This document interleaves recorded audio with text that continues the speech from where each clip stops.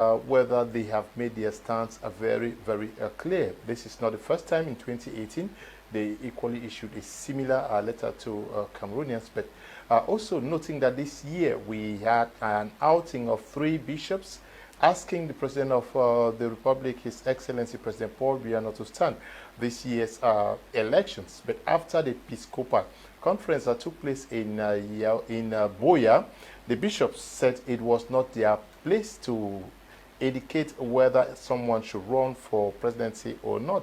But judging by this outing, we are going to be looking at the prescriptions given according to the bishops for someone who should be ready to run this nation. We are going to be looking at this very important topic with our panelists who are with me in the studio.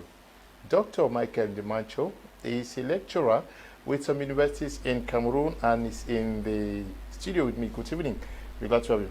Thank you so much, Mr. Leo. It's a pleasure to be here and to actually sit on a panel with a cream of very intelligentsia, political leaders, heavyweights, of course, and greetings to Cameroonians, especially as we're approaching the real points of our destiny here in Cameroon.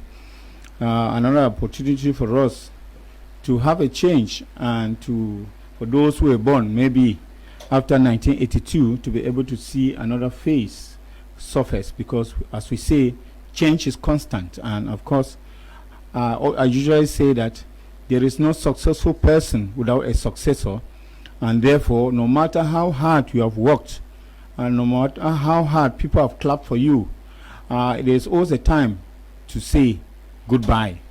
And I always quote some of the very, very important leaders of the world who feel that they are not supposed to incorporate power and take power as an addiction.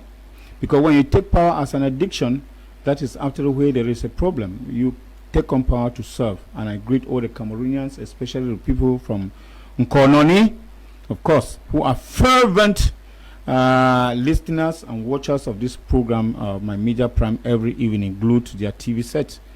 And I pray that all Cameroonians should remain resolute and to be in one heart with the bishops. As we are going to be discussing, you understand that this is not the first time the bishops of Cameroon are writing.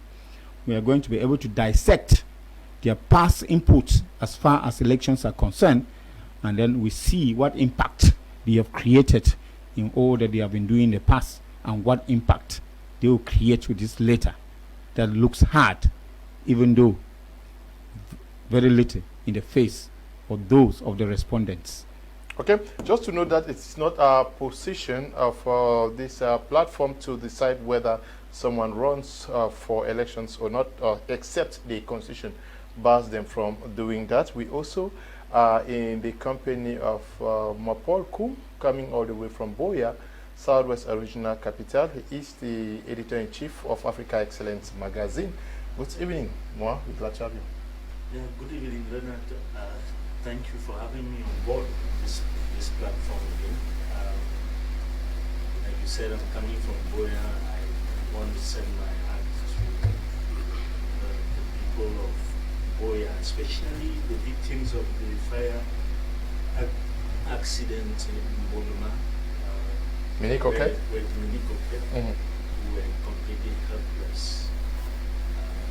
That fire breaks out, takes that long, ravaging the place and ravaging property. And the only thing you can see around will be armored cars, no fire truck. I mean, in this 21st century, there's not boast of any fire truck. It's a sad one. I want to send my greetings to all televiewers and all who keep their mind on politics, not just relying on the usual football, usual beer, usual music, women, and all that. I think that what we're going to be dwelling on tonight is like none other in recent times, that the bishops are able to give clean and clear prescriptions of who should be candidate or who should be chosen as leader of this country that is a step up. For me, this is a step up from what three of the bishops in Cameroon, the declarations three of the bishops in Cameroon made earlier, which was nearly mitigated. The effect was nearly mitigated by the pronouncement of the bishops themselves after the conference. But now it seems that the bishops have gone back into conclave and seen that Cameroon's fate is also in their hands. Okay. And so they have chosen to come out clean and square to make the pronouncements that have happened. Okay.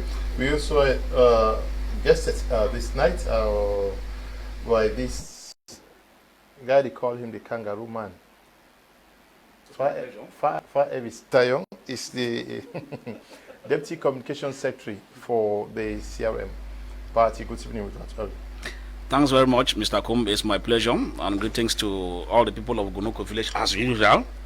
You know, they cannot always be left out, especially as our Macheben Cultural Festival will be, 10th to the 12th day in Gunoko village, which we are inviting Mr. Kum personally to be at the palace on behalf of the fund. Okay. Because we will take all precautions to make sure that you feel the effervescence of cultural display of that will be on the 12th of this month, April. Okay. Cultural display, called the Dance Mukongo Dance Competition. It's an annual event in its 3rd edition, which the Royal Majesty Dr. Fomuki Walters has always studied of reviving the culture and taking us back to our ancestral roots. You will see the basket we used to catch fish with it. You see the locally made traditional calabash in those days, what the women used to carry on their backs, like going to the farm. And so all those things will be exhibited. Those ancient artifacts will come back to play at the fun spot. So that's why we say when you are there, I'm sure you will think of the similar things which are what we always find there when it comes to agriculture. Those things are always there, those old calabashes and other like. So I think everyone is invited there. Okay. And Dr. Michael Ndimacho, this outing, do we need the bishops to tell Cameroonians the qualities of who should lead them? Well, the bishops in the first place are moral, spiritual leaders. And one touches on the people of God is supposed to touch the bishop directly. There is no way in which you can separate Cameroonians as citizens of Cameroon and as Christians of the church, because they both belong to this Cameroon as citizens and the church. And when the bishops stay indifferent to what touches on the people, especially negative, it means that they are complicit to what is happening to the people. And therefore, there are certain times that they have to sit and think as moral reformers, as spiritual leaders, and ask themselves, what is our own role toward these people whom we claim, of course, we are leading to God? Because, mind you, if you do not have a peaceful environment, if you do not have a calm mind, if you do not feed well, if you do not live in an affable environment, you will not serve God well. The bishops too know that one of the responsibilities you have towards the people of God is to lead them well and to identify with what happens with the people. Putting this in mind, the bishops fully well understand that they are in the world. They are not out of this world. And to pretend that you are living in this world and you are not of this world is supposed to be a sin, and a grievous one for that matter. So at one moment, the bishops to have the church leaders in general have to see themselves as people who are in this world, because these people are in church because they are moving forward, because they are sinners, and there are a lot of things that cause them to be sinners, and some of the things that cause them to be sinners are touching on the state. And if the bishop do not talk about what touches the people as far as the state is concerned, it means that they are failing in their spiritual duties. You know, I wrote a letter recently to the opposition leader, and one of the things that I cited was the rule of the church, the rule that the church has had throughout the time in changing the political climate of political leaders of certain nations. I cited many of them, of how the leaders of the church helped change the bad leaders of the church.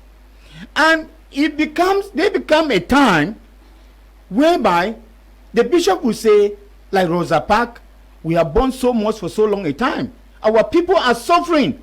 Because when you look at, of course, what happened to the Israelites in Egypt, where God had to single out Moses to bring them out of the claws of Pharaoh, then you will understand that the bishop have to play that role. They have to lead the people out of the shackles of corruption, the shackle of mismanagement, and the shackle of tyranny. And when we look at this, even biblically, now you understand that the bishop have that moral. But you give the impression as if the bishops are wanting to take somebody away from Egypt to some other promised land. But the bishops are saying that no, everybody who is coming should be profiled according to these prescriptions. It means that yes, even to them, they are not too sure of any alternative, because I don't want us to give the impression that the bishop... That is true. Yes. You only talk about something when there is an aspect about what is existing that you have to talk about. Because if there was nothing to talk about this existing regime, the bishop will not write the letter. No. We should know that there is something which has caused, there's something that has triggered the letter of the bishop. I understand what you are saying. Every time they write, yeah. Of course, that's what I'm saying. Well, that is another thing that we're going to come to. Because when in my opening statement I said the bishops have been writing. What effect has that had with the writings of bishops? Remember that even with the Anglophone crisis in the end of 2017, the bishop wrote a very strong letter which they gave as prescription on how to solve the Anglophone crisis. And the letter is there. Each time you come to the bishop, they refer you to that letter. But up to now, of what influence is that letter? But of course, we have to look at their good faith, that they have seen that there is something not moving. If on this panel, I sit and I'm beginning to talk about Mr. Farr, it means that there is something about him which is not right. Because if there is something about Mr. Farr, I will not open the can of worms. So what the bishops are starting is that they have seen something that is not right. And they are saying that the next person, whoever is going to be, that next person could still be the incumbent. And they are saying that even he represses himself, he succeeds himself. This is what the bishops, they want to see. It is not absolute that they want to say that somebody wants to take over. You remember that each president, when you win elections again, you take an oath of service. And it means that you are starting anew. You are coming in as a new president. And the bishops are saying, even you, if you are coming in again as a new president, these are the kind of things that we want to see in Cameroon. These are just prescriptions. The bishops do not have guns. They don't have arsenals to fight. But they are just talking as religious, as moral reformers, to say that this is the concern that they have. And they have enumerated. Implicitly, they have talked about what is not going on well in Cameroon. And from the letter, you realize that things are not moving well. Because when you look at all those points, there are things that they are correcting from the points that they have enumerated. It means that there is something to talk about, and that the bishop are condemning something, even though they are doing it inadvertently, they are doing it passively. It's not very actively, because their role is not to come in with guns. Their role is to talk as spiritual leaders, and therefore they cannot be talking categorically. They can only give advice, and from the spiritual point of view. And from this letter, which of course comes on the heels of the other letter they wrote, you should know that this is a reiteration.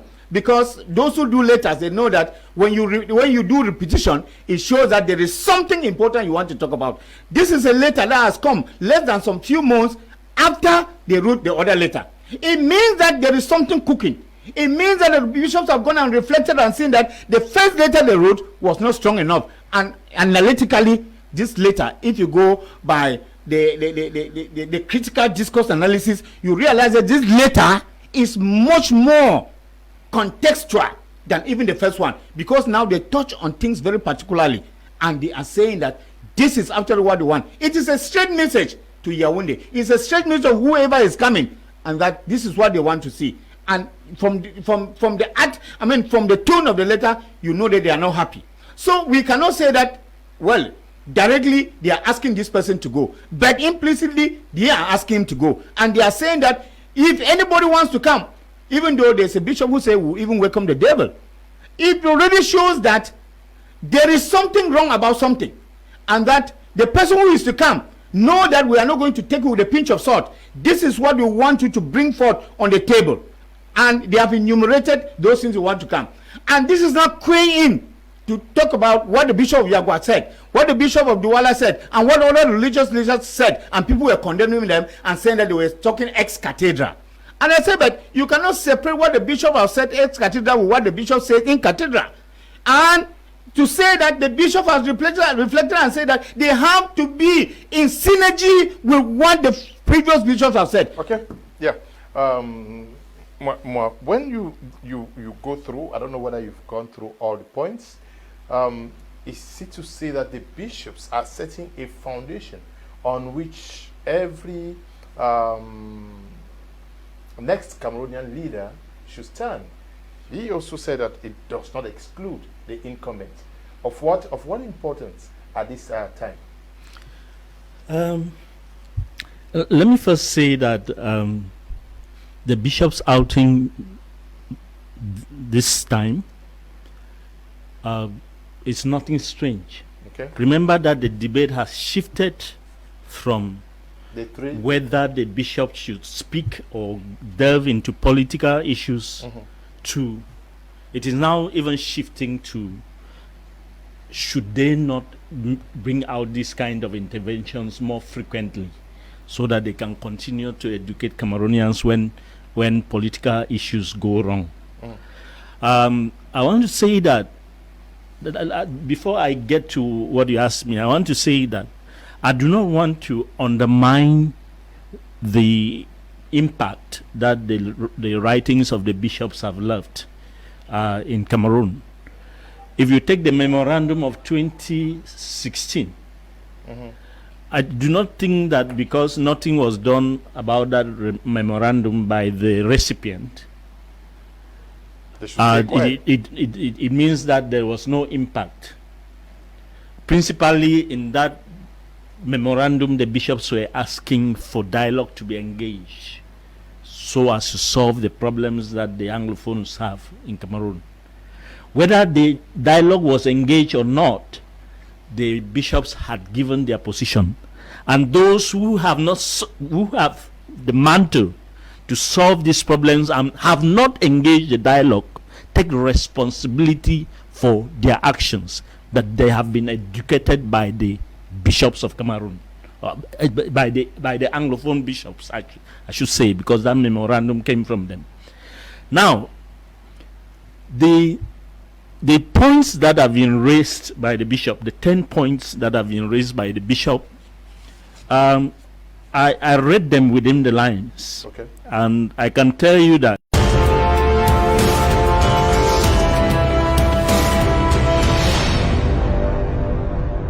Hello, Mary. Hello, Ma. Hello. Yes, I can hear you. How are you, my dear? Fine, Ma. How is my in-law?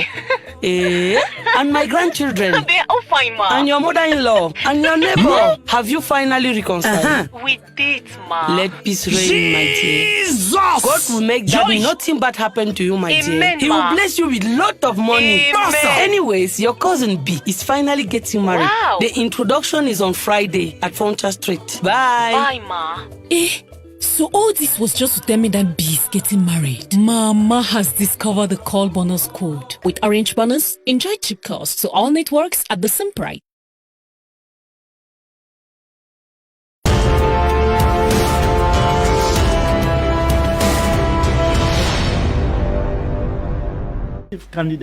potential candidates who are beginning to knock off themselves by what the bishops have said.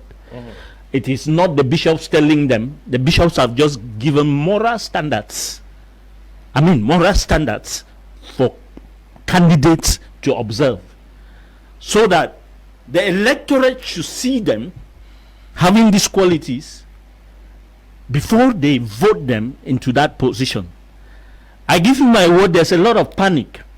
And some people think that, some people are going back, like I said, to the old debate of should the bishops not just concentrate on praying the Hail Mary, glory be to the Father, and I believe to God, the Father Almighty. They think that that's what the role of the bishop should be. It is not to come and write politics. And I say no. I say no, that the bishops shall have left out a paramount part of their duty, a paramount part of their call, if they did not invoke the realities of Cameroonians in the dimension of politics. I have said that the frequency of such outings of the bishop is even too small, especially at trial moments like this in Cameroon, a country realizes it is time for the bishops to speak up.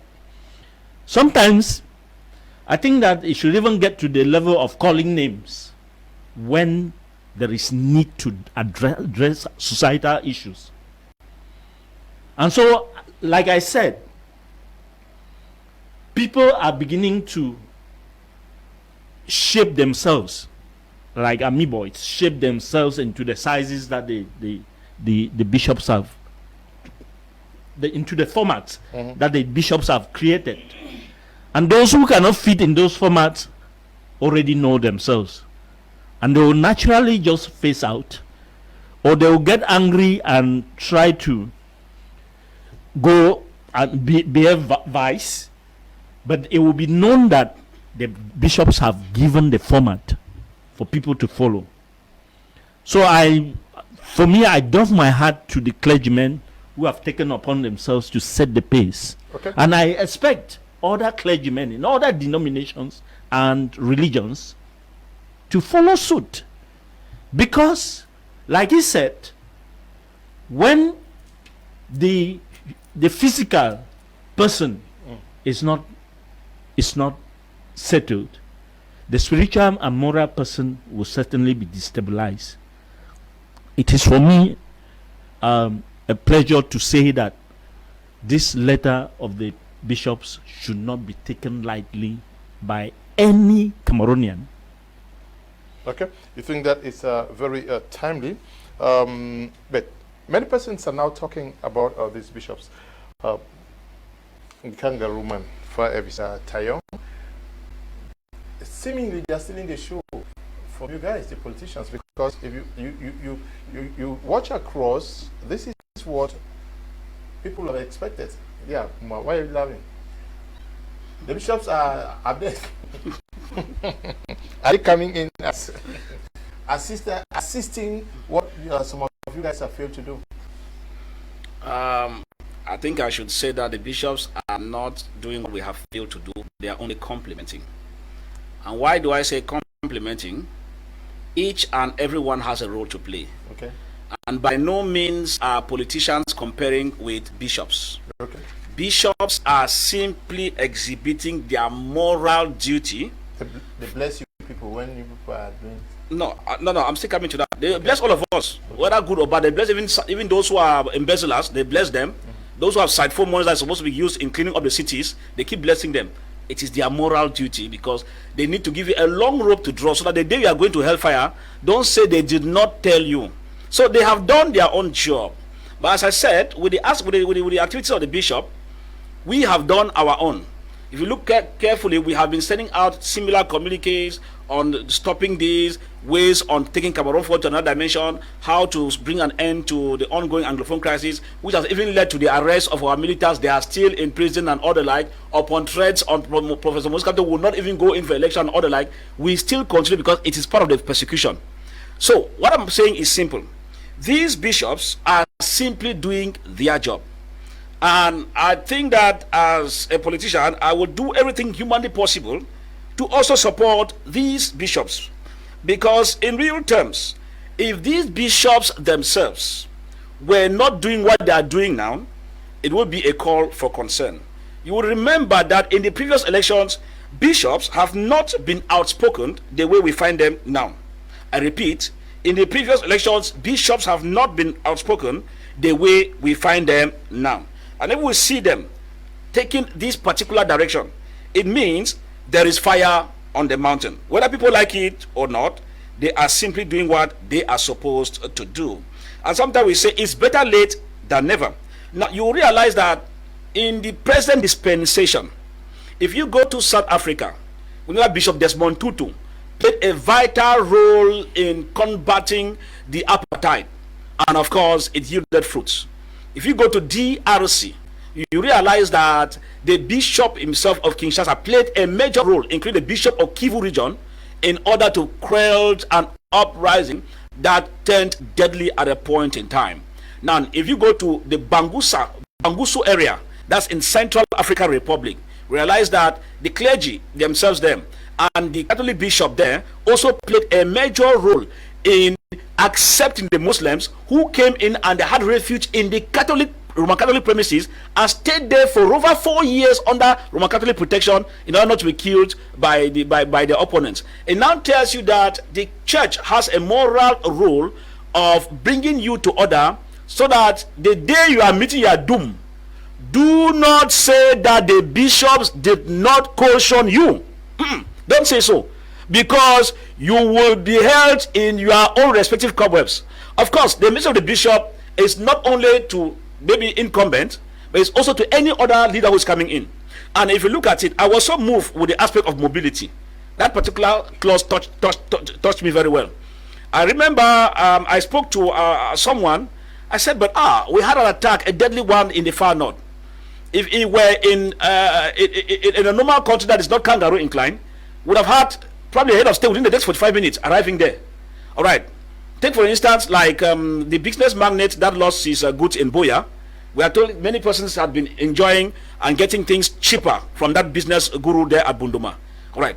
Where we are feeling sorry, and you get that no fire extinguisher or no firefighting brigade in the regional headquarters of the Southwest region. It is an insult to whosoever governed this country. And under normal condition, you would have expected, because if economic operators lost something, a country that knows that these people are helping to ameliorate the living condition of the people, you would understand that an administrative official was supposed to have been there, first on hand. It is true, and the MP was there. I'm talking about maybe a prime minister or a president to land there by plane. It is just 30 minutes from Yaoundé, helicopter to Boya. You land there, and Peter does not know whether we'll have you don't even know, and then you get again, they come, and then the MP did his job, good job to be there present. That's much he can do. Yes, that's the only thing. But you see him, if you look at the way the MP was talking there, you know, the MP was talking, showing that if he had the means to help, he would have helped. But now the MP was talking in a helpless position, where he always said he will only try to send this to the hierarchy or to the competent authorities involved, because he saw the damage of the fire in that Bunduma business premises. And when I met the person I spoke with him just few hours ago today, I felt too bad that this was the young energetic man who could be able to ship goods from Europe to bring to Boya at minimal cost, and this is him here, fire ravaging his whole shop and no firefighting brigade. Talk less of tap flowing at Bunduma, and we have a council there. Is this not witchcraft in broad daylight? That if you had, for example, a leader, he arrives there, what happened? They tell you what happened. He will ask, hey, why was there not even water to even manage the situation? The army commander of the army rescue unit, I never knew that maybe there's no army rescue unit in the regional headquarters. What's happening? As he goes back to Yaoundé, bam, those are the things that a leader that moves, he discovers if it's not know, and before you know it, it helps to prevent further chaos that would have happened. So bishops, that are clause of mobility. As I am saying, anybody who cannot move to the 10 regions.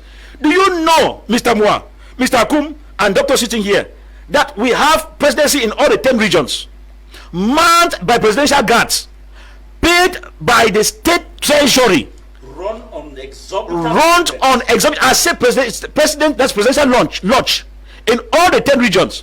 And for how many decades? The head of state has not slept in many of them. I say it's running on a state budget, and there are areas that don't have health centers. Garbages are everywhere, and sometimes a dead disposal company says he does not have money. Do you think if we close those things, they cannot use the money? Exorbitant, that is wasting, and take care of this, or put firefighting brigade and buy equipment that can attend to any fire disaster in any region, in any subdivision, it means that these bishops themselves, they are God sent. I will tell you that in my own point of view, these are the prophets of our current time. I spoke sometime here about 2 years ago, Mr. Kum, on this program, when I held men of God accountable for staying quiet when these people charged with governing us are their Christians. Now the bishop has responded. I am very happy. The other ones, since as they take part in your project committee, they give billions and you stay quiet. The bishop has said, no, even if you give us money in our projects, it's our duty to talk. Bishops, I personally, I am thanking all of you very well. The other Pentecostal pastors, whether it's denominational, whether it's Protestant, whatever, who are still quiet. If you don't talk, you will be guilty when the time comes of not saying the truth, declaring what is bad and what is good is good. Thank you, bishops. They are called to preach the gospel. You behave as if they should not play a role. You guys are politicians. They are called to preach the gospel, but what touches the society touches them because they are not living in space. And that explains why their own way of presentation is different from mine. I will be radical, but they cannot be radical. But all is that they have passed a message. The bishops have passed a message in a social manner. I, as an opposition figure, I pass more in a brutal manner. All is that messages have been passed. Yaounde, if you have ears, hear. If you don't hear, it's your cup of tea. No, this letter was addressed to everybody. I'm sure also to your national chairman. All of us, and we meet all the conditions put there. And we will move around these 10 regions plus subdivisions plus villages. Let me read through some of the points raised from the aforementioned homily. Emerge the following qualities which are required for anyone who wishes to govern our country. That is what the bishop said. They say the first point is integrity, humility, modesty, and moral leadership. They say such a person should demonstrate integrity, honesty, and transparency in his actions, decisions, and conduct, setting an example in matters of ethics and responsibility. Humble and modest, recognizing the limits of his power and the errors he may commit. Free from any conflict of interest, not using his power to enrich himself personally or to exploit his people too. Vision and strategy. Have a clear vision for the country's development. Be able to define a coherent strategy to achieve it. Be able to mobilize the population around this vision. Be a leader who inspires confidence and knows how to take difficult decisions. 3. Effective economic management. Being able to manage the economy wisely, promoting economic growth, job creation, and poverty reduction. Promoting transparency in the management of public resources. Francis, good politics is at the service of peace. 5. Okay, Pope Francis, homily of the 16th of September 2013 at Cast Ma. 4. Consolidating national cohesion. Such a person should work for national unity and cohesion by curbing ethnic and regional tensions and ensuring fair representation of all the regions. Be a protagonist in national reconciliation and unity. Have a good knowledge of the country, its regions, cultures, and people. Be able of traveling the length and breadth of the country, visiting each region at least once during his term of office. Be able to understand the needs and expectations of Cameroonians. These are just 4 of them. But Dr. Dimancho, it is true, some people are quick to say, oh, this has to do more with the President of the Republic. When you look at even those who say we want to run for presidency, they say integrity, humility, modesty, moral leadership. Demonstrate integrity, honesty, transparency in his actions, decisions. Yes, can we say that when you look through those who say we want to run this nation, they have a track record of what the bishops are enumerating, because this cuts across all. Yes, there is that temptation of boasting that it is the President of the Republic who is falling short of all of these things. But when you have the who may be very dubious in when you look at the opposition, yes, I must say, because it has touched me too, it's something of experience.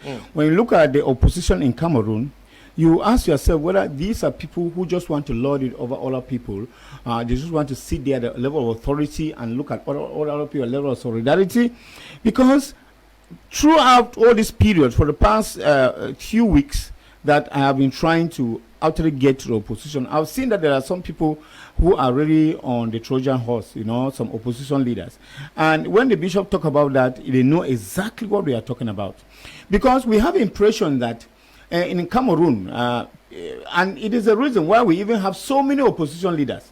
Those who want to be to lord it over others, those who want to be looked upon as not living at the same level with others, because people are just so proud, so egoistic, and you ask yourself, are these people who are really going to serve?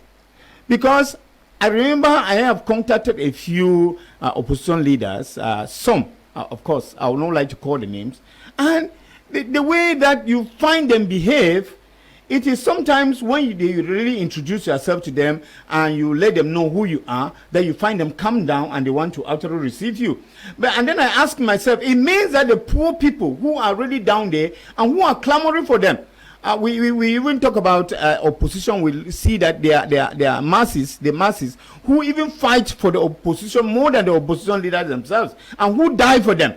But these are opposition leaders who don't even regard these people who fight and die for them. Look at what happened in 2008, whereby it was the rule of the opposition. It is because the opposition failed that we had the uprising of 2008. This is what we have to confess and accept. It's because the opposition failed that the masses felt, okay, we are left alone. Let us take this thing into our hands. And can you imagine how many people died and how many people are still in prison today because of the 2008 uprising? But we don't have any opposition addressing that. All that they want to do is to hear that they are president and they are going for the presidency. Because when you see what the bishops are enumerating here, I must say it is something that is those are vices that we find in all of this. I was talking to one of the major leading opposition, and he opened my eye to some of these things when we talk about national cohesion. And I must call his name because it was a positive thing. Chairman Joshua Osi, who received me, and he said, do I know that we do not have a national identity in Cameroon? There is this issue of people always identifying themselves to their regions, to their families, to their tribes and all of that. It is because we don't have a national identity. You go to Europe, you find that you have the Sawes, the Bayangis are here, the Bamlikes are here, the Grafis are here. You don't really have a cohesion. A true Cameroonian identity. Mm-hmm. A true community, it is not there. National language. Exactly. Some people do not know this, and this is what is causing our problem in Cameroon. Chairman Jusa also opened my eye to that, and I said, but this is wrong. That is why we are having all of this problem, and that is why in 2018 there was this issue of the Tontina and Sadina. It is stemming from there, and these are the things that they take in order to distract us with.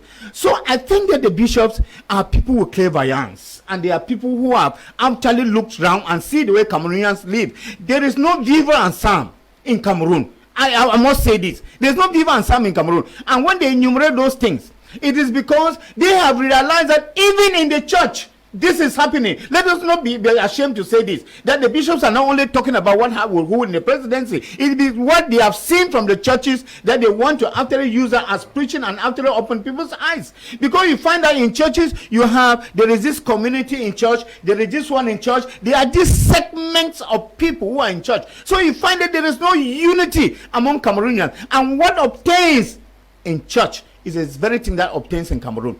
And now going to our leaders, we do not have leaders who will come down to the people when there are troubles of the nation. I must ask, Mr. Farr talked about what happened in Bundoma, in Buea.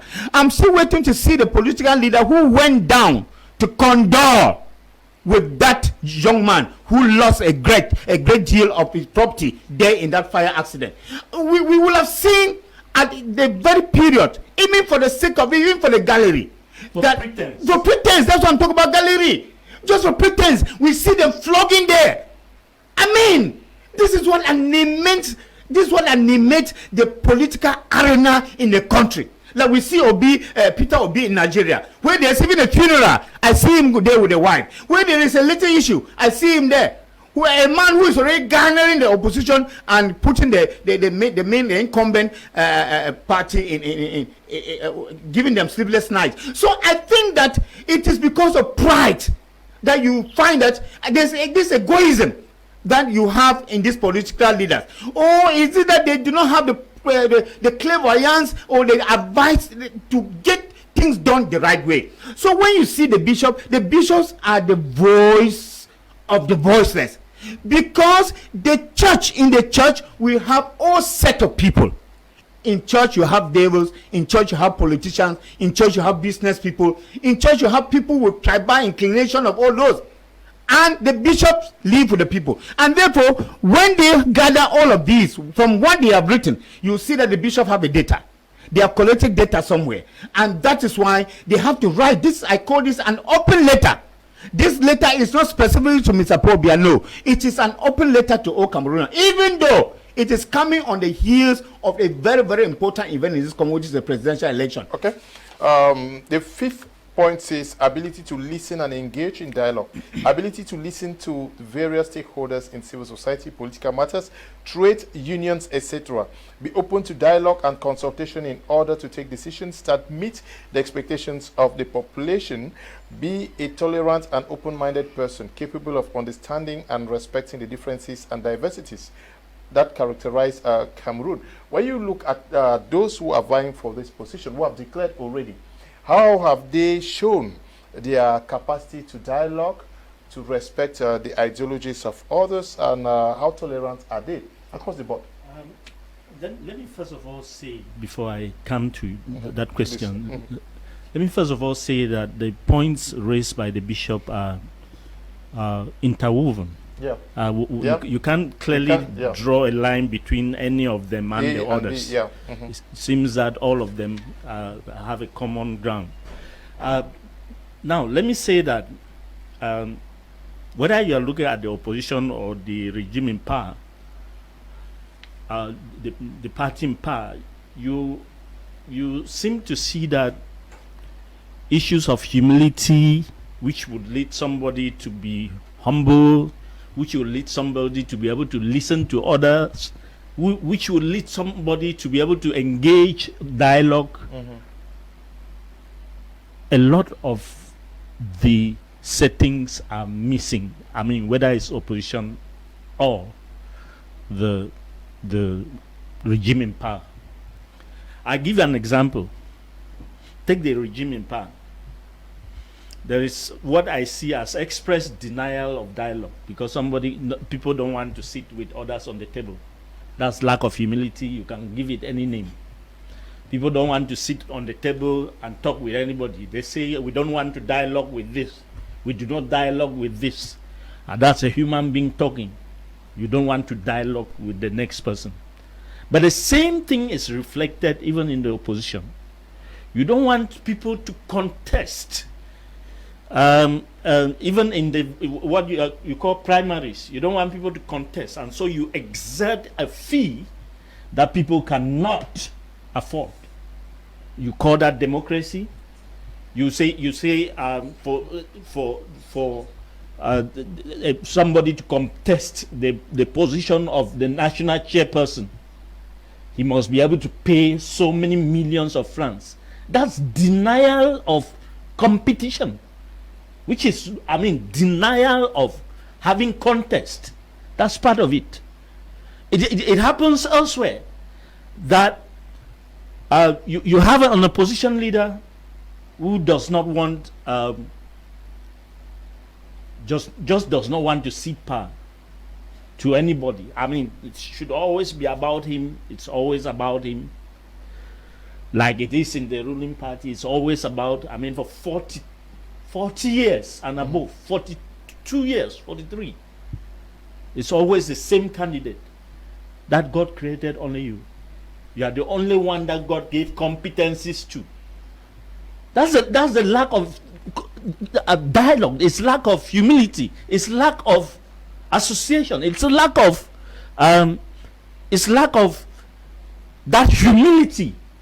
That humility to also give some other person a chance to lead, and then you also sit back and watch how some other person lives. How do you imagine that a child of 43 years knows only one leader in a country? How would you explain that? What would you be telling your child about leadership if you lived in that kind of country? I mean, what in pedagogy, what would you tell your students that you lived through if you were teaching? These are the issues, Leonard. And it's sad because we have not been molded in humility. We have not, nobody cares about integrity. No Cameroonian wants to resign from any job. You do anything bad, it backfires. You sit comfortably on your armchair and you are still in position. Let us know why the court of law can adjudge a minister, for instance, as having gone at fault with opposition parties as is still in place. Let us know why roads cannot be tarred, roads cannot be constructed, and the minister is in place. Even when he's chastised, when there's government cacophony going on, chastised by his own, he sits tight and wears a suit around that he's minister comfortably. How does that happen? Because there's no humility, that arrogance.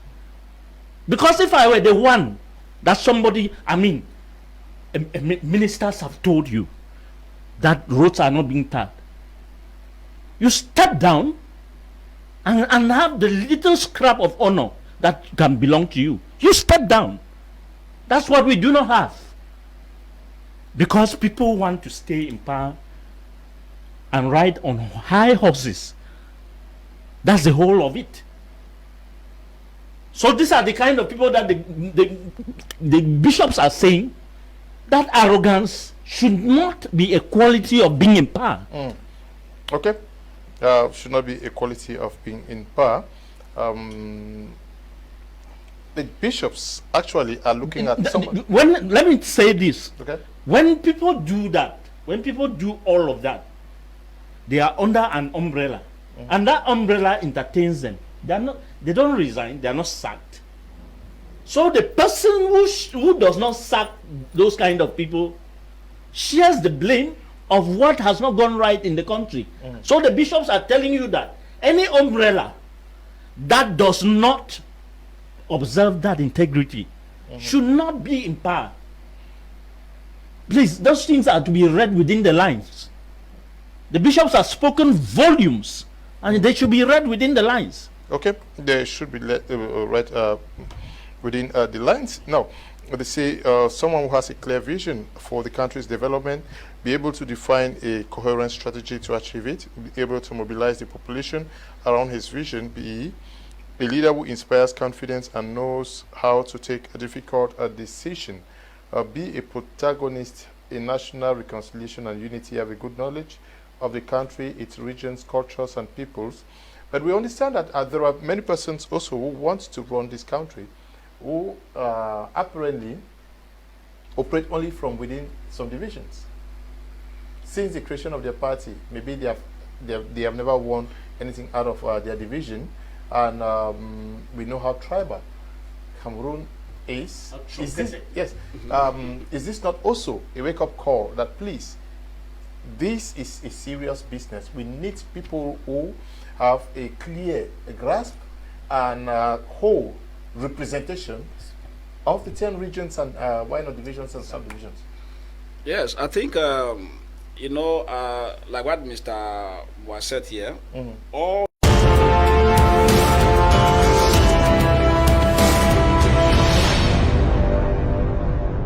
Au village, il y a les vrais supporters de foot qui arrivent à transformer un petit coin de la cour en une énorme tribune de stade enflammée. Ceux qui prennent tout leur temps pour faire leurs courses, équipés en un clin d'œil. Même ceux qui semblent éloignés de tous, mais qui peuvent toujours compter sur un tingling de leurs proches. Il y a celles qui veulent toujours prendre les nouvelles de la petite dernière à soi, parce que bon, vous savez les mamans. Il y a ceux qui veulent tout simplement coller la petite. Et pour faire tout ça, il faut la super 4G d'Orange et ses forfaits qui gagnent. C'est pour cela que depuis 25 ans, nous sommes là. Moi et toutes les équipes qui travaillons dans tout le pays. Nyango est là, Orange est là.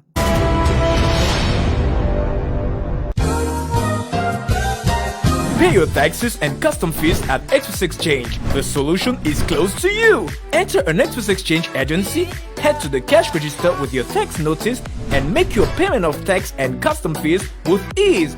Receive a confirmation receipt. So cool, Mula. Yes, Mula. From now on, I pay my taxes and custom fees at Express Exchange. It's simple. Express Exchange, partner of the Guild and the Directorate General of Taxation. Express Exchange, #1 in quality service in Cameroon.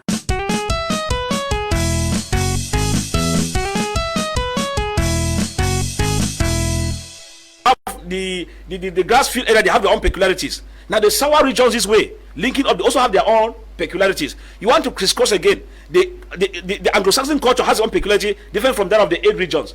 These are things that somebody is only talking when he has not gone to some of these places. Sangmalema is here. There are people who don't even know where Sangmalema is.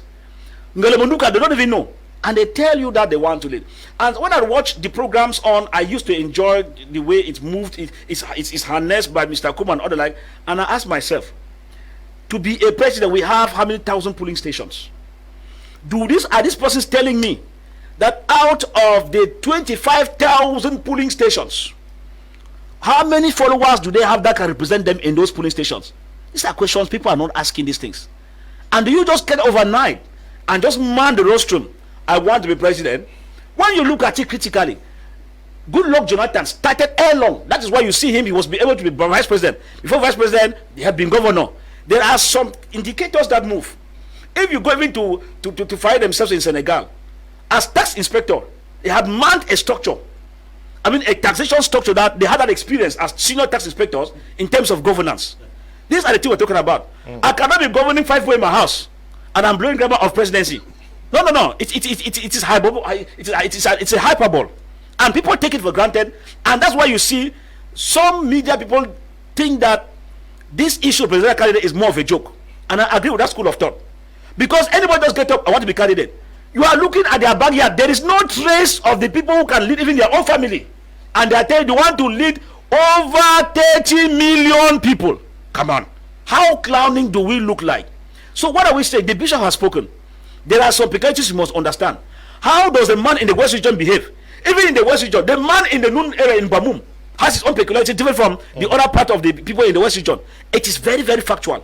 If you come to the Southwest region, realize that in the other areas, the people in the Southwest and the behavior with those in Manu is slightly different, because the Manu share some similarities with people in the Northwest region and part of Nigeria. So it's got this. If you don't understand these strategic political operations, you will only be blowing grammar. And that is why to become president of the republic, it is not a miracle that occurs by night.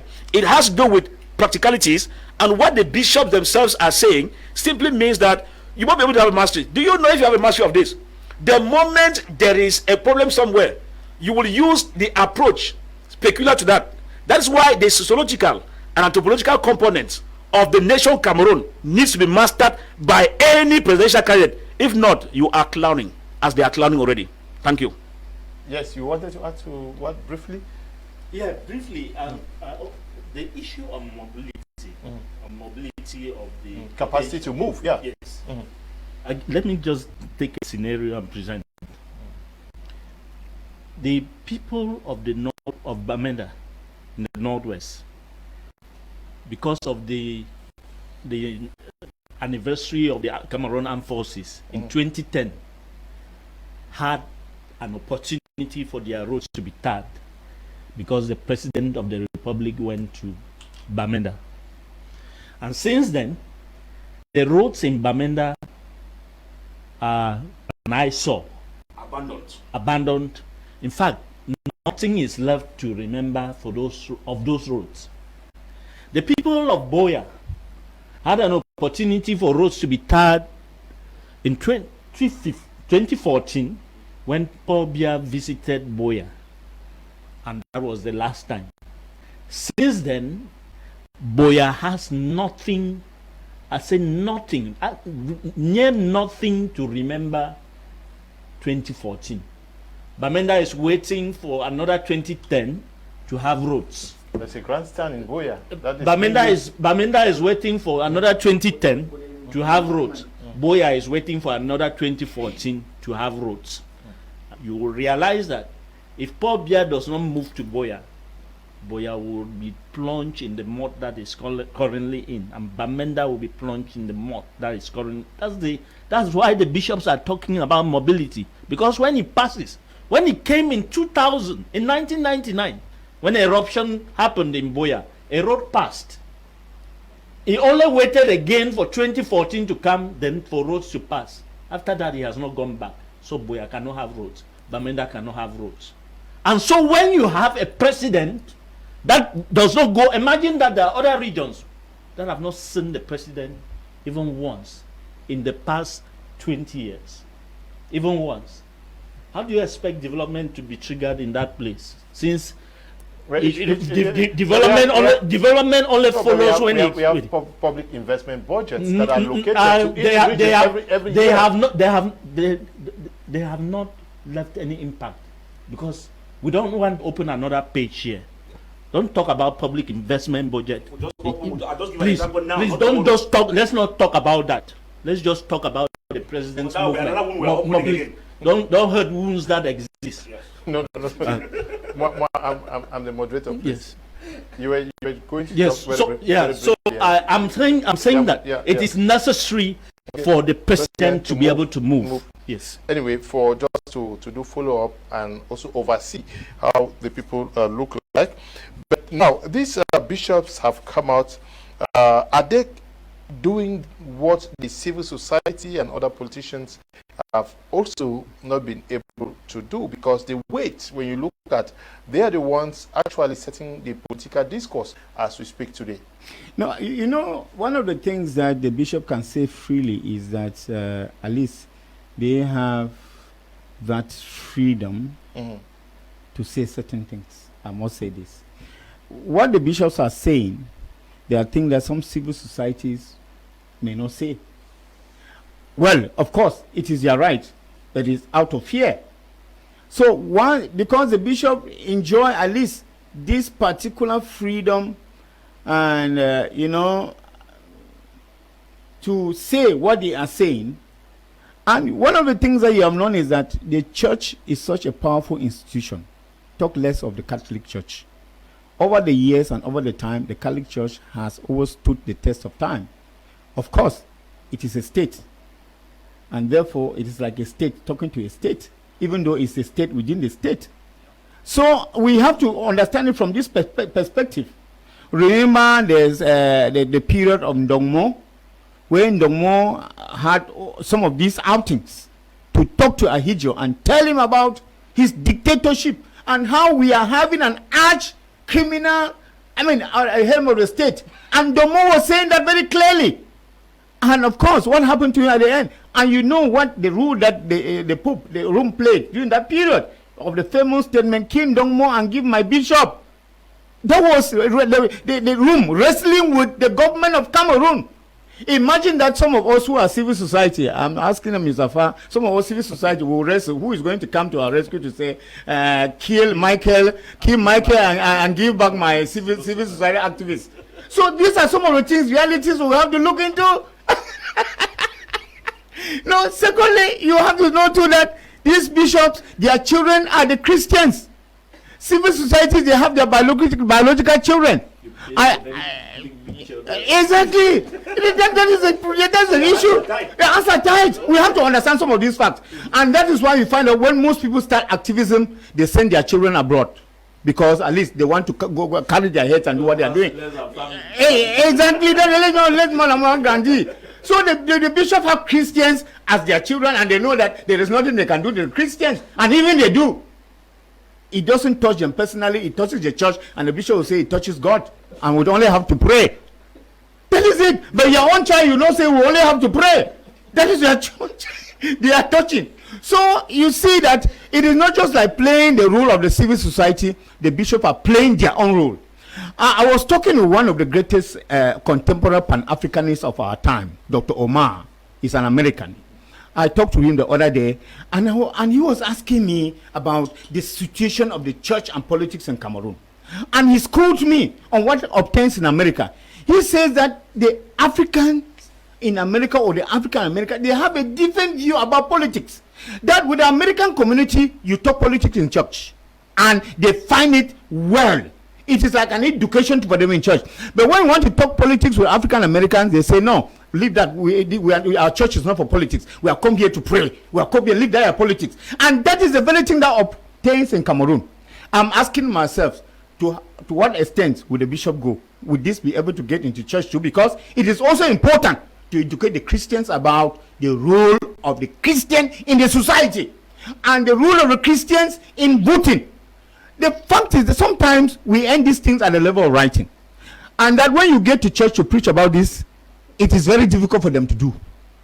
And therefore, it is easy to write letters and say, it's good that we should be, let us be holistic, eh? We should be, yes, we need to, yes, we need to, there are priests yes. that, Of course, there are priests who after have divided. Even with the Anglophone community, we have seen there are priests who divide, and they talked about the reality of the thing. But there are others who shy away.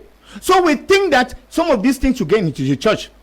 And as I said, we should be holistic. When we want to look at some of this, also look at the community of bishops, the College of Bishops in Cameroon. And you see that there has been a lot of differences, differences among the bishops about the issue of calling the government to order. We have had issues in this country whereby one bishop will talk and another will contradict. People do not know this. I want to give you an example. In 1990, when the SDF was launched in Bamenda, 6 people were killed. Now, was something like 7 days after that incident, the then bishop of Bamenda, Paul Vezekop, organized an ecumenical service for those who died. There was somebody in Yaoundé, Jean Joa, who called the bishop and criticized him and said he's condoning with the terrorists of the state. No, it has always... So you see where it is coming from. That is not all. During the Anglophone crisis, we have had bishops across purposes with talking about the Anglophone issue. Exactly. Yeah, exactly. After the memorandum of the bishop, we had other bishops who wrote counter letters and said we are not identifying ourselves, and that what the bishops are saying is as if they are be putting themselves. So we have seen this, and that is why when you saw the bishop and the church in the Anglophone region, the Catholic bishop, the Presbyterian moderator, and the Baptists, we were taken to court. Other bishops were just looking and laughing. When I saw the Presbyterian moderator shedding tears and said, what is happening to the church that you take the church to court? So the bishop and the church, they are not left out. And so we must also recognize the fact that there are these differences that we have in the church, and that if they should sit and don't mind you and write this for the first time and write this letter, then you should know that there is always a time. We have at the end of the tunnel. No matter how long the night, dawn is sure, and that this is a time that matter how you put, even there's a musician who says that no matter how long the banana is in water, it will get ripe. So there are times that you will never push something to happen if it is to happen. So if we have these bishops coming together, don't you see that it is a sign of something that is coming to Cameroon, and that people have to, because we have had occasion lately where we even think that bishops should not even take part in writing some of these letters that even touch the state. We usually say that even though we say the letter is not direct to the state, but an old woman feels uncomfortable when dry bones are mentioned. And therefore, we have had in the past, recent past, statesmen who go around and then they dine with bishops, and that dining, that breakfast is mediatized. Do you know why it is mediatized? People don't know. It is they want to prove something. They are in unison with the church. They are in unison with the church. And that they are going to give a bleak picture about the church. That they are buying over the church not to talk. And that after all of that, we see this letter coming out. We can only say that it's God. And we hope that God should act. Now, you raised the issue of the inclusiveness of this letter cutting across regions. And I want us to go beyond the Catholic Church. What is the weight of this letter without a compliment from either the Presbyterian Church, the Baptist, maybe other denominations? When you take the church, when you take religion in Cameroon, you cannot deny the fact that the Catholics are the pace setters. I give you my word, don't be surprised that after now, there's going to be a lot of queuing in. Okay. Because, like he said, he puts it in a manner, like he said a few moments ago,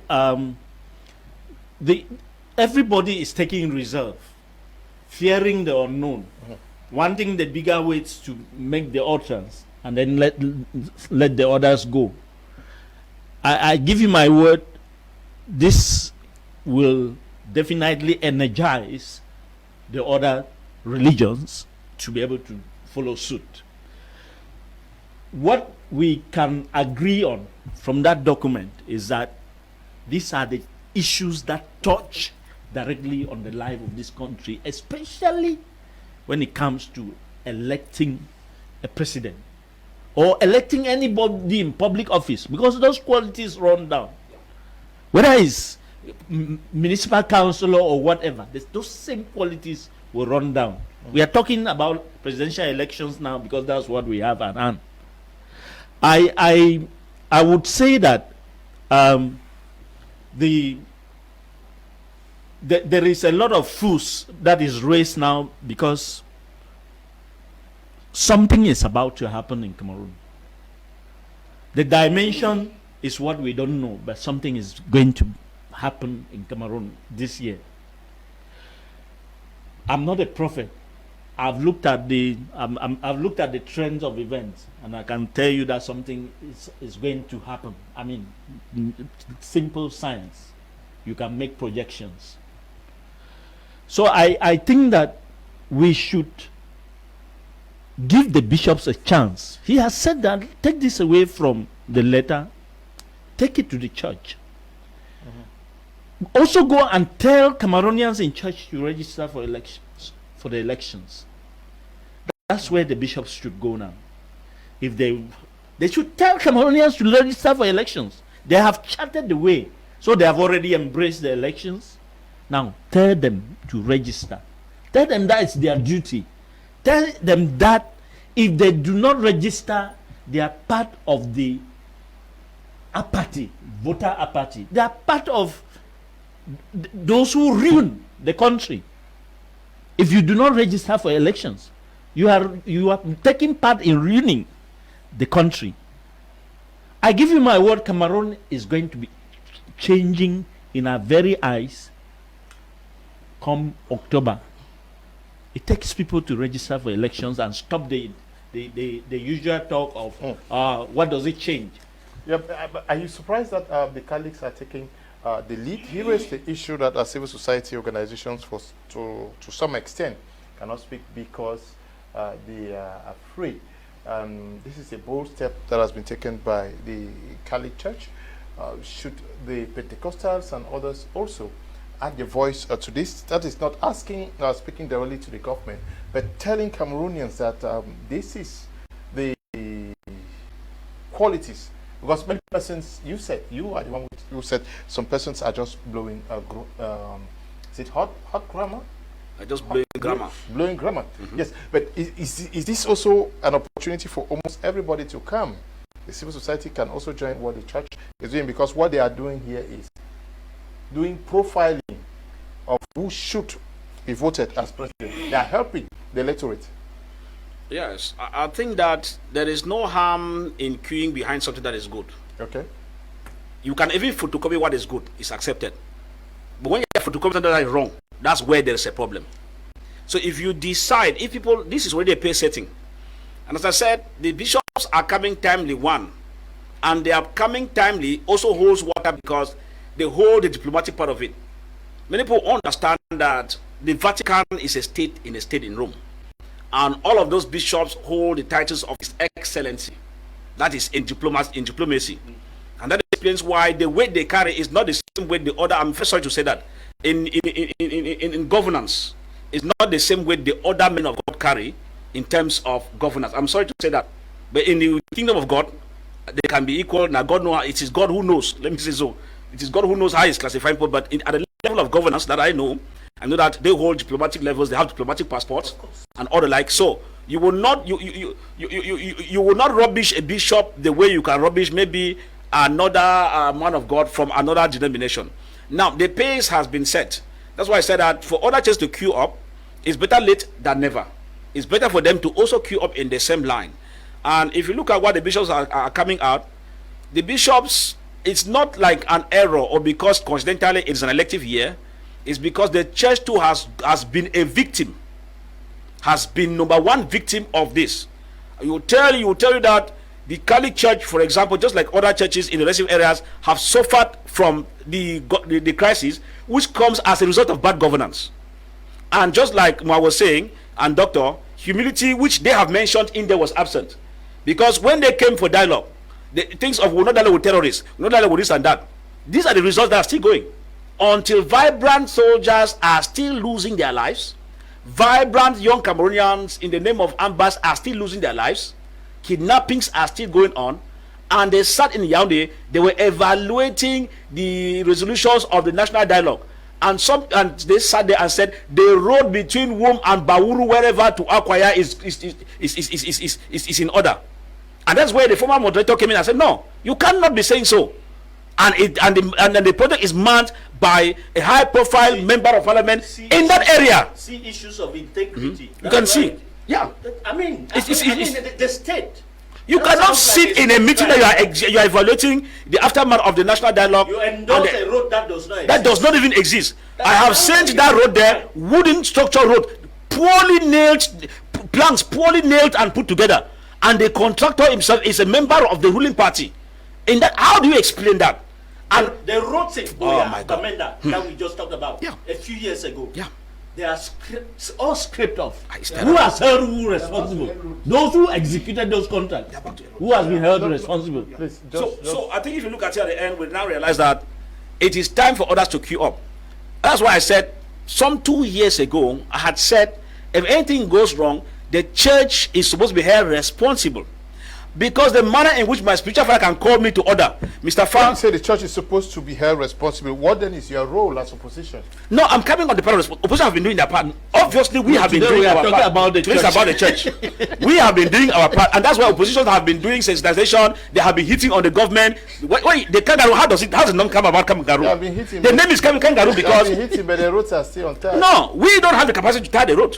Bishops cannot tie roads. Just like opposition does not tie the road. It is in the hands of the government service charged with that service. And so if I hit, the name kangaroo comes in. It means some work was done before ending that type of kangaroo. Bishops too are doing. That question is to the wrong. But ask the Minister of Public Works because those roads it is their duty. Now, if you look at it, the church has to queue in to follow the bishops, because if they were afraid, for example, bishops that have opened the leeway, let them follow, because I said originally I was saying that if the church had not spoken, because the truth in it, Mr. Kum, is that, as I said, if my spiritual father calls me, Mr. Fa, I've heard you have done this, no, it's not good, I can easily chill down, because I see him as somebody who directs me on how to go about spiritually before I attain physical success. Now, most of these persons they are front benchers. Ministers, directors, go to Bonamusadi, my church there, go to any of these big churches, go to Bastos church and all the like. They are in front. And so if these pastors cannot have that courage to say, but minister, I heard this, but please, I want to talk to you privately, but you know what I heard is not good. They are insects, some of them don't even talk, because these guys give them envelopes in disorder that confuses them themselves and even overshadow the amiga side that comes in. It becomes a problem. But these are things you cannot prove. No, when I say these are not proven, Mr. Leo, these are I'm analyzing. These are things I cannot prove, I'm analyzing. It seems like they would say that ministers give you journalists huge envelopes. No, they are journalists that collect. Mr. Kum, it happens. It means you No, I said they are journalists. Have you been receiving? I have not been receiving, but I'm saying they are journalists who receive it, and we know. But what am I saying? You can judge an aspect due to the action that comes from the reaction. That's why we say that if something happens, and for example, facts sitting quiet, and a shop is set ablaze, or a shop is engulfed by fire in an area, and Fa says no, that thing was just minor. When it was major, you must question Fa. Is this really a journalist who say it was minor when everybody who was there present saw the fire damaging goods worth hundreds of millions? It means something is wrong with Fa. Okay, now Doctor, we talked about integrity, both that's even the first point. Yes. Integrity, humility, modesty, and moral leadership. That is the first point. We go down to the point 7, where they talk about fight against corruption. Firmly tackle corruption at all levels of public administration by putting in place effective control and sanction mechanisms without discrimination or targeting. How do we profile these persons who want to be presidents, looking at the standpoint of integrity, humility, modesty, and moral leadership, and their capacity to effectively fight corruption if we cannot see a track record of how they lived, either in the institutions they have worked for, in the organizations they find themselves in, or even in their communities, how sure are we? I think that the bishops, because that's a great sift for those who want to lead this country. Yeah. The bishops are privy to a lot of things. Let me say the clergy, especially the Catholic Church, they are privy to a lot of things that happen to this government in Cameroon. Why am I saying so? Yes. If you are a Catholic, you understand what I'm talking about. Confession? Most of these top government officials are communicants in the Catholic Church. When I say communicant, it means that they take communion. And when you take communion in the Catholic Church when you are prepared, and you can only really get prepared when you go for confession, because we know all of us are sinners, and nobody can say that he's not a sinner. So most of these, they go for confession and they confess their sins. Now the question of us, I know the priest and the bishop, they have the spiritual responsibility to guard secret whatever anybody tells them. But the question I ask is, what advice do they give them all the years? Yeah, that is it. Because if we are where we are today, God, let me tell you, the Catholic Church is about counts for 60% of Christian religion in Cameroon. And if Cameroon is the way it is, it means that the Catholic Church has not done its job. I must say it high and loud, that they have not done their job. And that when these people come to, what do you advise them? Because at the end of confession, you advise a minister. Secondly, I've seen lots of ministers who behave as if they want to bribe the church and the leaders. I've seen ministers building big churches and giving to the church. Very mighty churches like the St. Peter's Cathedral, wherever in Europe or whatever. In fundraisings. Now, what questions do they ask these people? Have they ever taken time to ask people where they take the money from? We have not had a bishop renounce that he's not taking it. We heard that in Kenya. There is a bishop who renounced. They gave him money and he said, no, this money I cannot take it because I don't know the source. Even though it was a state giving him. We have not had that happen in Cameroon. At least we had something happen with Christian Cardinal Tubin when he was appointed and nominated a cardinal. And other, yes, some retired. Yes. Cardinal Tubin, he was given a Mercedes. He himself testified. A Mercedes that he could not run. And he said that you are giving this Mercedes, where am I going to take money to run this Mercedes? It means I'm going to squeeze money from the church to run this Mercedes. And he sold it. Well, it was the state that gave him. Well, we can at least be sure he sold it. And I think that these are some of the things that we need to see from the clergy they do. Rather, what we see is that from the Presbyterian Church, they are fighting to get the greatest minister or be a member of the church. The Catholic Church, they are happy when it's a minister, fellowship in this church. And all of those, it means that what? It means that all of them, they are looking for monetization of all this presence of these top government ministers in the different church, whereby when they come, they give big envelopes to them and they stay quiet. So, in another way, this letter could be a confession from the bishop. If I have to tell it and write something about it, I say the confession from the bishop. Because for over 42 years of somebody ruling, and of course, it is never too late, as I'm saying. They have written this letter, but they also need to take stocks and be able to give an account to the Christian community of how well they have worked. Like Mr. Farah said, he used the word the spiritual father. I like the way the Pentecostals they use it, Papa. The bishops are the papas of the presidents of this republic. We should be careful. I mean, we should take this seriously. And you know the way that Christians respect papas, especially in the Pentecostal churches, and that the bishop should have that spiritual authority to call his son, and the son will answer, yes, daddy. And the bishop should be able to bring that son to order and scold the son, and not rather lead the son to Rome to take communion. The general pull-up. So I think that the bishop should not go for pilgrimage in spring. You go for pilgrimage in winter.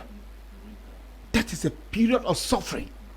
You cannot pretend to go to pilgrimage at the period of enjoyment. Spring is a period of regeneration, recreation. And you pretend to go to pilgrimage during spring? No.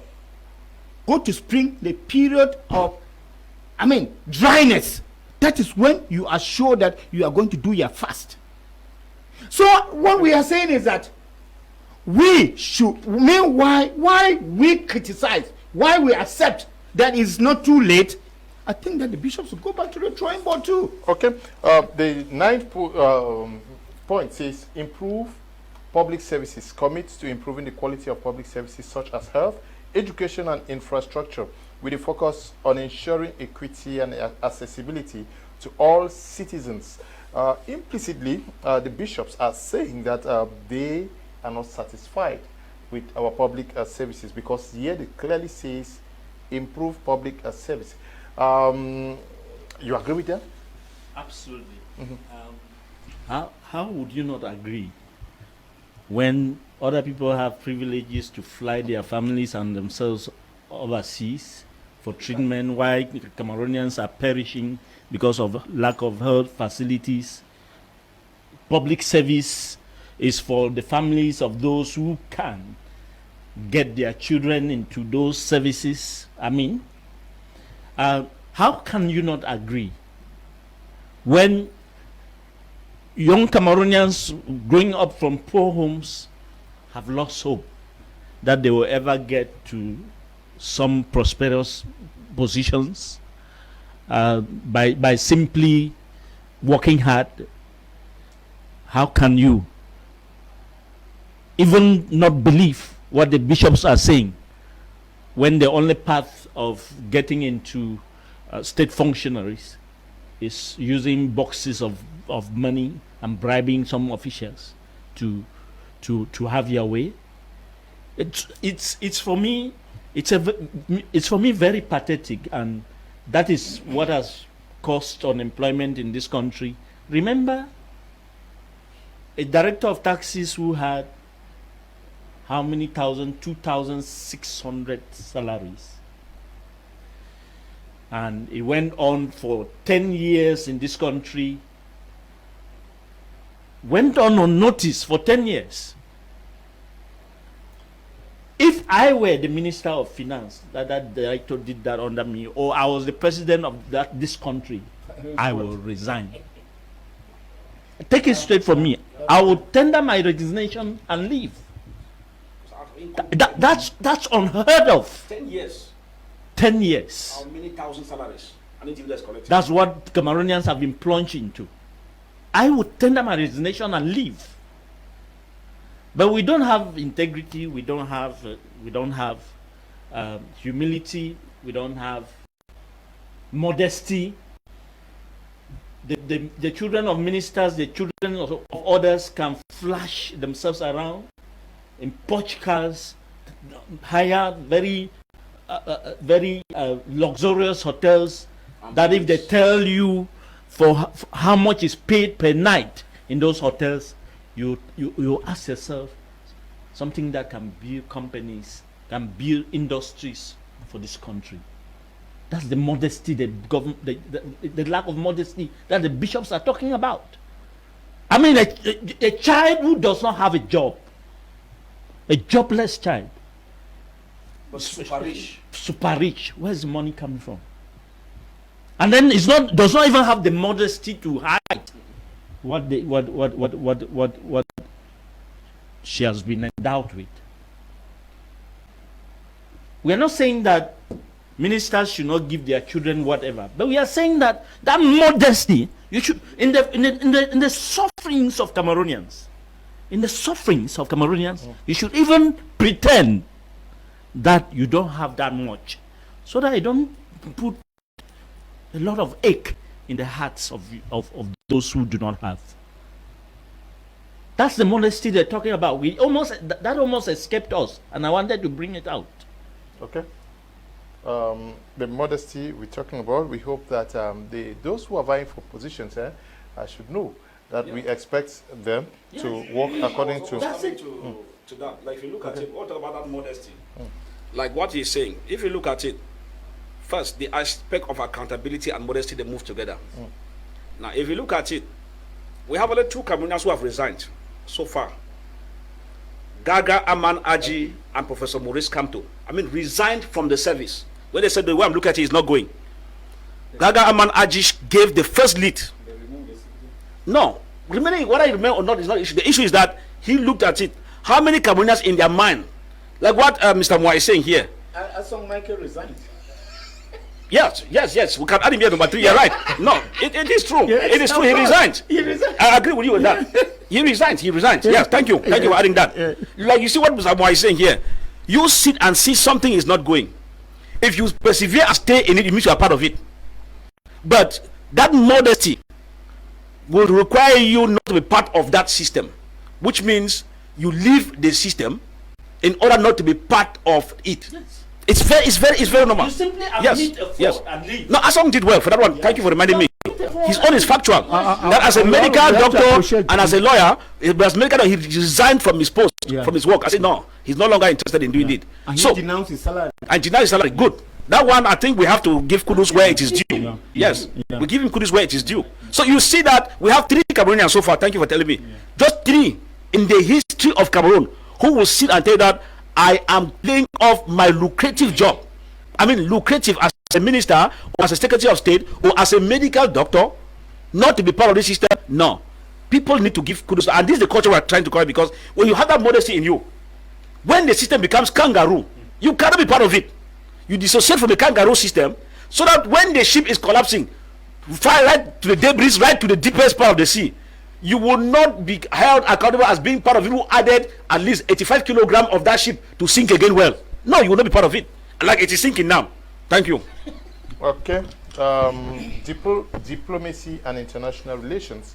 The bishops want the president to have the ability to represent Cameroon with dignity on the international stage by maintaining beneficial cooperative relationships with other countries, have the relevant competence and experience in fields such as politics, economics, diplomacy, etc. This is also a school that almost everybody will need to have a mastery of even before taking up this duty of managing the state. It is very important. You cannot, you don't live in a vacuum. There is no island as far as this world is concerned. And when we are talking about diplomacy, we are looking at a bigger picture of globalization, where we live in a global village, and that you need to know the politics of the global village.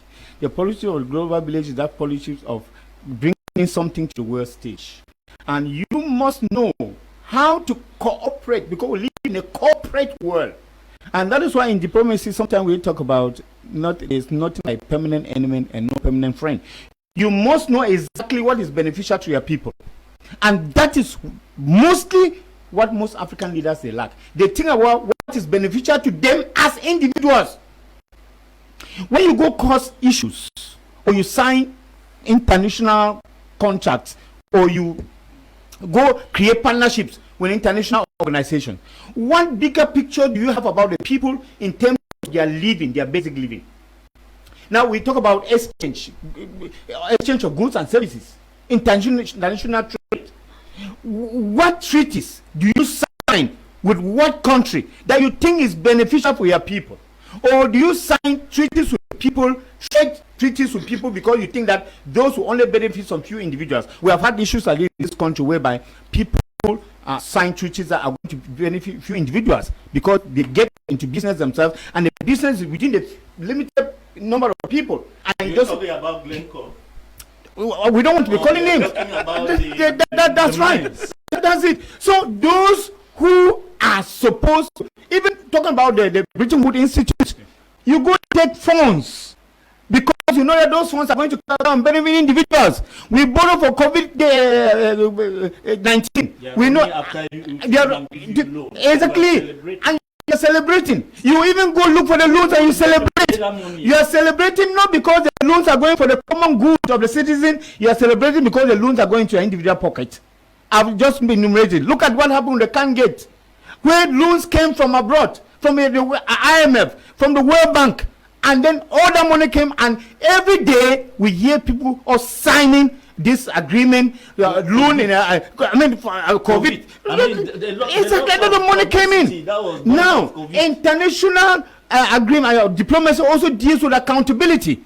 And now, one moment the IMF will come in now and say, okay, if we don't increase the price of a liter of petrol, then it is going to be bad for your country. And what you do, that you do right, and who suffers? The citizens, they suffer. It is because you do not have the interests of the people at heart.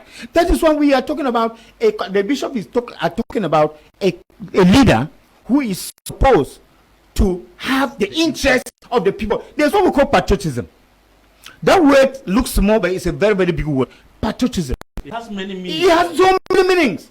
How are you patriotic within and without this country? It doesn't just mean that you are of service to people within Cameroon. That if you are the minister of external relations, you should be able to put technocrats, even in different countries. You don't put friends. You know of the story of a minister who, when during the visit of the Pope in Cameroon in 1995, where he took money and put in his personal account. And when he was asking, he said, well, if the account of the minister, if I put money in the account of the minister, it means that it's still in that account. Can you imagine that? And do you know what happened afterwards? That very minister was deposed and given some time to rest because he raised eyebrows, and later appointed the ambassador of Israel. Can you imagine things like this? There are some countries where you appoint some ambassadors and they refuse. There are countries that you appoint the certain ambassador, yes, and they refuse. They say, we are not taking this particular person. So you see that you must get people of integrity in order to actually be able to broker an international diplomacy. It's not diplomacy de la Carrefour. It is diplomacy that is paying off. Gain diplomacy for every country. That tomorrow you are leaving, perhaps as a minister of external relations, they ask you, all those ambassadors, some are even just there for so many years, you do not even know what they are doing, you don't know what they are bringing in. It is because of clientelism. Do you know that terrible thing. Organizations, it's a terrible thing. When diplomacy has gone bad, we are now pressed to go and hire an organization to come and do public relations for us. That has happened. That happened. That happened even in with the Anglophone crisis. It's a sad story. We have had diplomats who have come to Cameroon to broker deals during this crisis. Who have we not seen in Cameroon? The Secretary General of the United Nations, the Secretary General of the Commonwealth, the European chair, and the UN of the Central Africa, and all of these people come through what? And when they come at the end of it, what do you get? Okay, you do not have accountability of what is happening. Good evening, Mr. Liu. I really like the program. I'm recalling another top official who resigned. Governor Achu resigned as governor of this region. Please, the system is really poor. Right. How recruitments done in government parastatals like SCDP, CNPS, Mazi, Maitu, etc. Oben Wilson is writing from Boya. One of those who also resigned from the system is His Royal Highness von Anago 111 as colonel with the military of Cameroon. Okay. Good evening, says, I respect the panelists and their frank talk. About the presidency of Cameroon, personally, I don't see one political leader who's ready for this position. Okay. They should stop fooling the ignorant population. God shall surely make a better way for the poor of this nation. Mr. Kimbi is writing from Yaoundé. This one says, Governor Achu was the first to resign. Okay, that was in 1992. Right. He resigned as governor of East Region. Deploy forces. Yeah. Good evening, Mr. Kum. I like the discussions and courage to all the panelists. Special greetings to the no-nonsense kangaroo man. George Array is writing from Prague, that is in Czech Republic. Now, after this writing or this letter, episcopal letter by the bishops, what should follow? I think that after this letter, after this letter, with the coming of this letter, Cameroonians have listened. Okay. In recent times, not much attention had been paid to any word as this letter. I mean, from when it came out, the media has been awash with this. And I think that Cameroonians have gotten the heat. They have gotten what, I mean, a model. They've gotten a model of who can lead this country, who can take this country forward. And so it is time for Cameroonians to re-engage. Those who have often said that politics is not my thing, should now know that when you don't play politics, politics will play you. Play you and play your children and your children's children. The bishops have to go on. The priests will have to take this up. The bishops have set the pace. Other religions have to take it up and craft out different messages in their sermons, in their teachings everywhere, so that this sings in all Cameroonians. Because, Leonard, the one thing that has also set a voter apathy in Cameroon is that people don't even know who to vote. People they don't know the profiling has not been done. Yes. People have not presented themselves. Exactly. Their true values, their lifestyle, track record. Yes. Those they are going to be voting, they know them in the quarters. Even the person that is coming to tell you that vote this or that person, you can begin to judge. They say, show me abroad with your friend and I'll tell you who you are. So if you don't have integrity, you cannot come and tell me go and vote for Leonard. If Father does not have integrity, he cannot tell me go and vote for Leonard. I'll tell him, you are telling me to vote for Leonard. How sure am I that Leonard has integrity when you are wanting in that area? Correct. Yes. That is true. So that's it. I think that we should begin to move this down to even those that are not of voting age. Even the children that are not of voting age should begin to get this education. If I were teaching in primary school, I would take these lessons to primary school. I mean, now, spontaneously, I would take them. And somehow harness the lessons such that they can assimilate. This is what, that's civic education. The bishops have given. So I think that the pace has been set. The bishops have done their job. Whoever has misgivings on what has been written by the bishops has a lot of time, still has a lot of time to rethink. And then we can all come on board. Maybe people should begin to reshape their habits, even though we know that anything that is going to be reshaped now will be pretense. Well, it's also allowed. You will be told that you are pretending or not.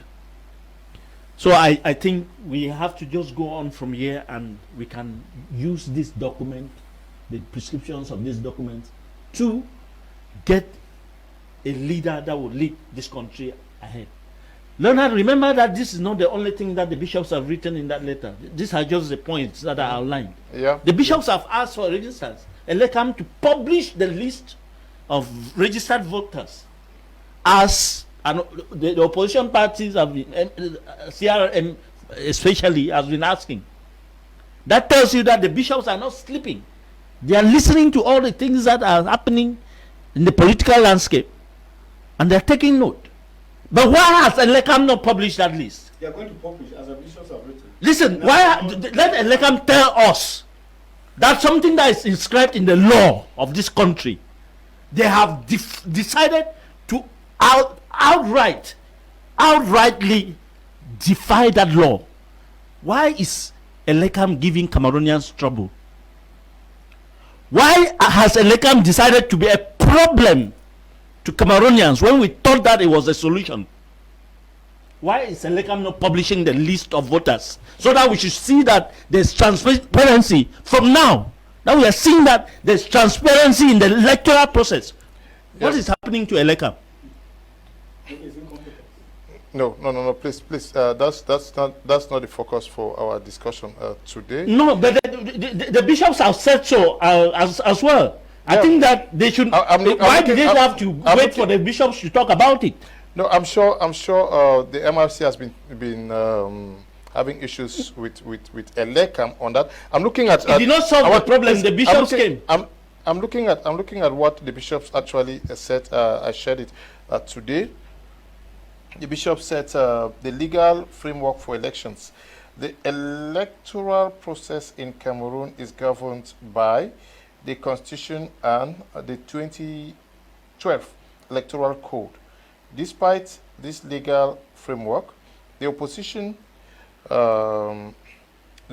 parties and civil society in the country continue to criticize the electoral process for its lack of transparency, justice, and fairness. In addition to their various demands, they are constantly calling for the current electoral code to be revised. We ourselves have long been insisting on reforms of the system of elections and campaign financing, although we are aware that even if reforms were passed immediately, they would not come into force in time to have an impact on this year's elections. We would stress that it is normal for the search for a consensus to begin with the introduction of a code of conduct, which is already gradually becoming established in the democratic practices of states. The code of good conduct for elections can be understood as a series of behavioral standards drawn up and adopted by all the parties involved in an electoral process and aimed at helping to create conditions conducive to the organization of fair, free, credible, and transparent elections and to the acceptance of the elections results by all. Therefore, you have been praising Elecam for all the time. You have said. That's what I praise not on all those aspects. Yeah, but you have said that they are doing a great job. Yes. That they have consulted with you, they received you. Elecam, let me repeat again. Elecam has been good on one hand. The only hand in that, Elecam has been able to listen to our worries in the restive areas precisely. Okay. We have told them that the issues of putting police stations at areas that jeopardize the security of the electorate has often worked for the CPDM. And Elecam in the northwest and southwest assures us that we will be part of the conclave to decide which police station will go for the good and benefit of all those who will be secured in a particular area. That one I said, for the regional delegates of Elecam for northwest and southwest, I've said they are on a good footing. Elecam as a whole, when they expunged 120,000 names, we asked them from Yaoundé, and they told us that they restricted those names. Till today, they have not given us the proof to show those names have been restricted. So I'm telling you where Elecam is good and where Elecam, because something is good, this objective analysis here. For that one, they are struggling to cooperate with us, and we are trying to see that for northwest southwest they are trying. But in the central and the general modus operandi of Elecam, the bishops think that they should work. Yes. Yeah. Huh? You see? They also think that things are progressing. No, that's why there I can see that the bishops too, they are being diplomatic. The bishops are diplomats. They have overheated heart somewhere, and here they are trying to make it a little bit mild. Now, in the biting and blowing at the level of Elecam, there I'm a little bit different with them, but you know the others I agree with them in total. But in the issue of things are improving. On the contrary, there are key issues that we think Elecam is supposed to be put in place for us to guarantee a free, fair, and transparent election. And that has to do with putting the names online. Elecam started. It existed for a few hours. They closed down the website again. Okay. Till today, Elecam has not made a statement why the website was closed, because people are completing multiple voters cards now. But Elecam, if you put on that list, will be able to verify that if I'm in Bengui, if I'm in Kurugwe, or I'm in this area, I should be able to see the names on that list so people can verify. Okay. Elecam is still playing ping-pong game. Elecam, put those names on. Okay. Now, conclusion, the bishop says in our recent message at Boya, we noted that our country has made and continues to make strides towards progress. However, we must not ignore the fact that our problem is essentially the well-being of our citizens, which is hampered by corruption. Corruption is a veritable obstacle as it renders the state incapable of fully fulfilling its mission of creating the common good. However, we believe that we must see this reality from the perspective of faith and hope, and we call on everyone to work towards a better future through the conversion of our mentalities. As we approach the next elections, we would like to point out that the proper functioning of the state and of democracy depends on the impartiality of the constitutional order and of the bodies through which it is expressed, as well as the ordinary laws that govern its operation, and that's of society as a whole. Are the bishops not going political here when you talk about elecam, and then when you listen to what I just read here? Yeah. No, but you know that out of being the bishop, they are human beings and they are Cameroonians. One thing we must understand is that we call them bishops because they lead the church. We are political beings. Everyone is a political being. And of course, they are bishops and they have relatives. So they also have relatives. The bishop has a father, the bishop has a mother, biological. They want to see their relatives grow. Exactly. The bishop too needs to see their sisters and their brothers in a well-being, in a favorable condition, in good conditions. And therefore, there is no way in which they can separate themselves from being Cameroonians and being in the system and being the church leaders. At one moment, they really have to confuse that rule. I will call it confusion of rules, and which is normal, that it has to be. And therefore, to say that they are actually political, it is not, because they are all political beings, and that they live in the society. And when you live in the society, you are bound to talk about the things of the society. And I must say, the bishops, they have not come from space, even though we see them as leaders of the church. It is only a decision that some people, they have taken to be God's envoys. I call them God's geekers. You know, it's a decision they have taken. Even though, again, Christian will say that it's a call that God has called them. But know that out of that decision, it's just like a priest on the altar. You should be able to separate that priest from being me, Michael, on the altar, and for being that God's servant saying that mass on the altar. Those are two different people. You will see a priest in the choir doing a heinous or structural thing, and then you go to church and say, this priest, I'll never come to church again. Know that there's a difference between that priest on the altar and that person you saw in the choir. So we have to see them as, products of the society. They are products of the society, and that they are human beings. They are not infallible. They are fallible beings, and therefore, at one moment they should live in the flesh. They live in the flesh at one moment or the other.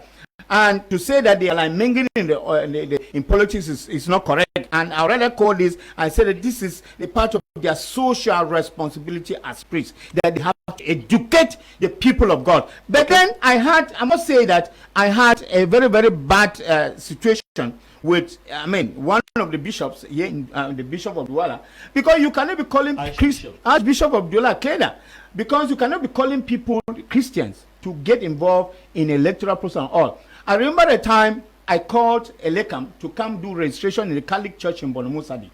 The Archbishop called my parish priest, and told my parish priest, let Elekam go to his office and let the Christian go to the Elekam to where they are supposed to register and not around the church. So you see the contradiction which they fall into sometimes. Maybe I don't know whether he had a bad dream on that very morning. Because you cannot be encouraging Christians to get involved in electoral process. And then now they call it, Sunday is a day that people come together. You call a lecam and say, around the after church, just come and let people register. And you say, this is not around the church building. Was it in the church premises? A church premises, of course. It's a church premises. There are so many things implied in that. Well, I do not know whether okay. Yeah. Just to note that this letter was signed by the Archbishop of Bamenda and the Bishop of Ebulova, the Archbishop of Douala, the Bishop of Bafang, the Bishop of Kumba, Bishop of Manfi, Bishop of Yagua, Bishop of Marwa Mokolo, and Bishop of Sangmelima, Bishop of Kribi, Bishop of Kongsamba, Bishop of Ngaundere, Bishop of Bafia, the Archbishop of Garwa, Bishop of, the Bishop of Ezeka did not sign. We have the Bishop of Kumbu, Bishop of Dume Abombang, and the Archbishop of Yaoundé signed, and the Bishop of Edea signed, the Bishop of Mbalmayo signed, and the Bishop of Baturi signed, the Bishop of Boya signed, and the Bishop of Bafusam, and Bishop of Obala. These are those. Almost everybody signed. The cream is complete. Almost everybody signed except for one person. We just have to end at the this. The quorum was attained. Yes. Thank you for coming, Moa. Thank you very much, Leonard. It was a pleasure being here again. I think that when issues arise like we have just had, that we know can lead the country forward, especially at these very difficult times. It's important for us to come and try to expound on them for the better understanding of our audience, the televiewers. Okay, so many of you are writing that I should send you the letter.